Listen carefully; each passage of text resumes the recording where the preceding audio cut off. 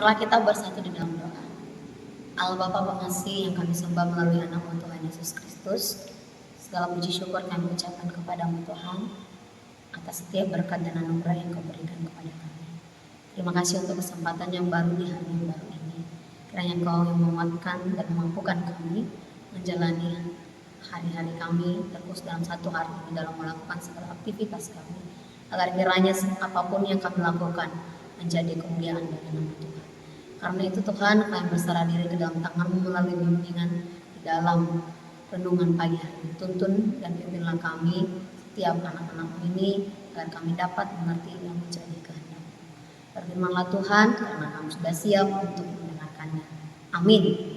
Selamat pagi untuk kita seluruh jemaat Tuhan yang terkasih, yang menjadi nas renungan bagi kita pagi hari ini diambil dari kitab Mazmur 49 ayat 16. Beginilah dikatakan, tetapi Allah akan membebaskan nyawaku dari cengkraman dunia orang mati, sebab Ia akan menarik aku. Selah. Alai anggoto diki saito busoni debatado sian tangan ni banua toru ai jakonena doau. Selah. Demikian firman Tuhan. Bapak Ibu Saudari yang terkasih di dalam nama Tuhan Yesus Kristus, ketika menjalani kehidupan di dunia, pasti ada batasnya, pasti ada fasenya, dan pasti akan berhenti pada titik akhir kehidupan kita. Karena itulah nas ini mengingatkan kita agar kita tidak takut untuk menjalani kehidupan kita apabila kita melihat sesuatu hal yang berbeda dengan diri kita. Dan di dalam nas ini juga mengajarkan kita bahwa setiap orang percaya tidak perlu merasa takut, iri, atau gelisah ketika melihat orang lain, terutama ketika kita melihat orang fasik yang merasakan kenyamanan di dalam kehidupannya, yang merasakan kesejahteraan ataupun kejayaan dan lain sebagainya.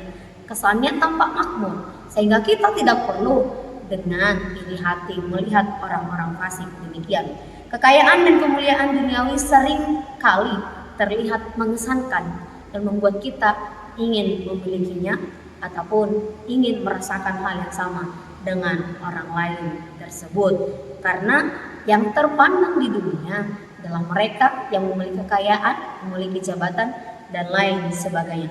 Tetapi pemazmur pasal 49 ini mengingatkan kita bahwa segala sesuatu yang kita peroleh, yang kita miliki saat ini sifatnya fana, tidak menetap atau sementara saja, dan kita akan berhenti di manakala kematian itu akan menjemput kita. Sehingga kita tidak perlu iri melihat apapun yang dimiliki oleh orang lain, terutama ketika itu adalah kepunyaan orang fasik. Kita diingatkan agar mengetahui kembali, melihat kembali segala sesuatu itu fana, dan apapun yang ada pada diri kita saat ini tidaklah dapat menyelamatkan atau menjadi sumber keselamatan bagi diri kita, menyelamatkan kita dari kematian atau membawa kita kepada Allah. Oleh karena itulah Bapak Ibu Saudari yang terkasih dalam nama Tuhan Yesus Kristus, kekayaan duniawi tidak menjamin keselamatan dalam konteks Mazmur 49 ini. Kita diingatkan bahwa tidak peduli seberapa kaya seseorang itu, mereka tetap tidak bisa menebus nyawanya sendiri atau orang lain. Bisa kita lihat di ayat 7 sampai 9. Penghiburan bagi orang-orang benar dalam nas ini memberikan penghiburan dan penguatan kepada kita agar kita mengingat bahwa orang benar tidak perlu gentar terhadap keberhasilan duniawi seperti yang dikatakan dalam nas kita, tetapi Allah akan membebaskan nyawamu dari cengkraman dunia orang mati, terutama melihat atau merasa iri dalam kehidupan orang fasik. Kehidupan kekal lebih penting. Fokus hidup orang percaya bukan pada harta yang sifatnya sementara, tetapi pada keselamatan dan hidup kekal bersama Allah di ayat 15. Oleh karena itulah Bapak Ibu Saudari yang terkasih dalam nama Tuhan Yesus Kristus, Tuhanlah yang akan membebaskan kita dari cengkraman dunia orang mati, sebab dialah yang menarik kita. Dialah yang membebaskan kita.